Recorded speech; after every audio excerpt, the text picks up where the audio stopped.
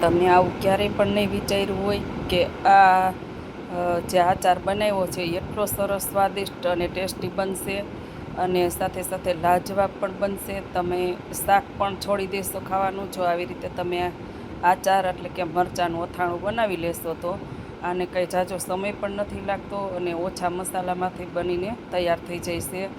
આ આચાર ખાવામાં ખૂબ ટેસ્ટી લાગે છે અને ખૂબ સ્વાદિષ્ટ પણ લાગે છે. તો આપણે ચાલો બનાવવાનું શરૂ કરીએ. જો ચેનલમાં નવા હોય તો લાઇક શેર સબસ્ક્રાઈબ કરી દેજો. પાસે આ પેલું બેલ આઇકન જરૂરથી પ્રેસ કરજો જેથી કરીને અવનવી રેસીપીના નોટિફિકેશન તમને પહેલાં મળે. તો ચાલો બનાવવાનું શરૂ કરીએ. અત્યારે મેં અહીંયા 300 ગ્રામ મરચાં ધોઈ સાફ કરી કોરા કરી અને લીધા છે. જો તમારે પાણીનો જરાય પણ ભેજ નથી રહેવા દેવાનો, એકદમ સરસ કોરા થઈ જવા જોઈએ.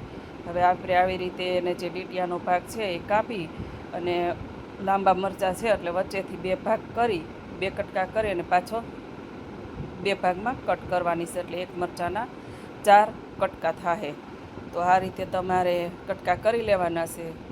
અને જો તીખા વધારે મરચાં હોય, આ મરચાં તીખા બહુ નથી આવતા, ને જો વધારે તીખા હોય તો તમારે બી એના કાઢી નાખવાના છે. આ કૂણા મરચાં છે એટલે આની અંદર બી એકદમ કૂણા જ હોય છે. તો આપણે આવી રીતે બધાય મરચાંના કટકા કરી લીધા છે.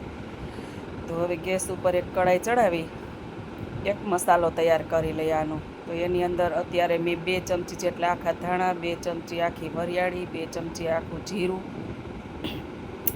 અને 1 ચમચી જેટલી રાઈ નાખી છે. હવે આને આપણે થોડું રોસ્ટ કરવાનું છે. જે અંદર પાણીનો ભેજ હોય એ નીકળી જાય અને સરસ મજાની શેકાઈ ગયેલની ખુશ્બુ આવવા માંડે. જ્યારે ખુશ્બુ આવવા માંડે ત્યારે આપણે ગેસ બંધ કરી દેવાનો છે. હવે થોડું ઠંડુ થઈ જાય 10 મિનિટ જેવું, પછી આપણે મિક્સર જારમાં લઈ અને આને વાટી લેવાનું છે. આ વાટવામાં આપણે પલ્સ મોડ કરી તેમજ વાટવાનું છે કે જેથી પાવડર ફાઇન પાવડર પણ ન બને અને આખું પણ ન રહે. જો આ રીતનું અધકચરું દાણેદાર રહેવું જોઈએ તો મસાલાનો સ્વાદ સરસ આવશે. હવે એક કઢાઈ આપણે ગેસ ઉપર ગરમ થવા મૂકી દીધી છે. તેની અંદર 2 થી 3 ચમચી હું તેલ નાખીશ. તેલ ગરમ થઈ જાય એટલે 1 ચપટી જેટલી કે 1 ચમચી જેટલી આપણે રાઈ નાખવાની છે. પછી 1 ચમચી જેટલું જીરું ઉમેરવાનું છે અને 1 ચપટી જેટલી હિંગ ઉમેરવાની છે. અને એકદમ સરસ મજાનું સારું એવું પાકવા દેવાનું છે જેથી કરીને આપણા આચાર બને એમાં સરસ મજાનું ખુશ્બુ આવે એટલા માટે. તો એકદમ સરસ મજાનું પાકી જાય પછી આપણે જે મરચાંના કટકા કરેલા હતા તેને અંદર ઉમેરી દેવાના છે.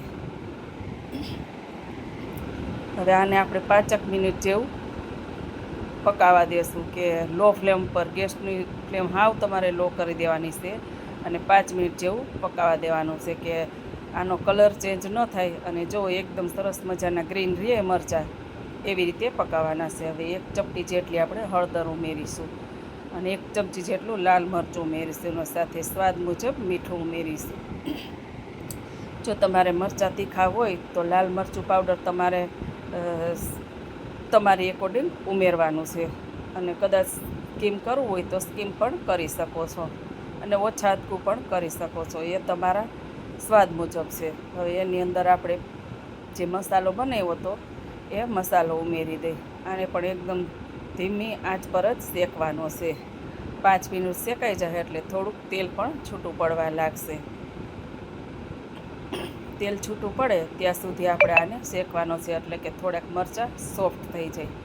જો ત્યારે તેલ છૂટું પડી ગયું છે અને જે મરચાંમાં પાણીનો ભાગ હશે એ પણ બળી જશે. હવે તેની સાથે આપણે અત્યારે આમચૂર પાવડર ઉમેરી દઈ. જો તમારે આમચૂર પાવડર ન ઉમેરવો હોય તો છેલ્લે તમે લીંબુનો રસ પણ ઉમેરી શકો. પણ લીંબુના રસ કરતાં જો આમચૂર પાવડર હોય ને તો તેની અંદર પાણીનો ભાગ થવાની ઓછી શક્યતા રહે.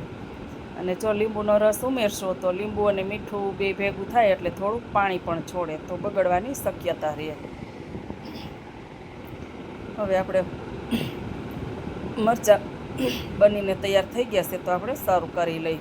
હવે આ મરચાંનો આચાર તમે એકવાર ખાઈ જશો ને તો વારંવાર તમને દાઢે વળગી જશે. એટલું સ્વાદિષ્ટ અને ટેસ્ટી બને છે કે તમને શાક પણ યાદ નહીં આવે. તો આ મરચાંનો આચાર છે એ તમારે રોટલી, પરાઠા, પૂરી, થેપલા કોઈ પણ સાથે ખાઈ શકાય. તો વિડીયોને અહીં એન્ડ કરી ફરી મળીએ કાલે નવા વિડીયો સાથે.